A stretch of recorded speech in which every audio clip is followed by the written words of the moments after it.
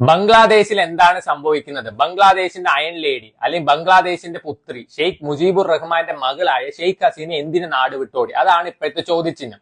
ഇത് ഇപ്പോഴോ ഇന്നോ ഇന്നലെയോ നടന്ന പ്രശ്നങ്ങളൊന്നുമല്ല. 1971 തൊട്ട് നടന്നു വരുന്ന പ്രശ്നങ്ങളാണ്. 1971 ഇന്ത്യ പാകിസ്ഥാൻ യുദ്ധത്തിന് ശേഷം 1972 ബംഗ്ലാദേശ് ഉണ്ടാവുന്നത്. അപ്പൊ ആ സമയത്ത് അവരുടെ സ്ഥാപക നായകനായിരുന്നു ഷെയ്ഖ് മുജീബുർ റഹ്മാൻ.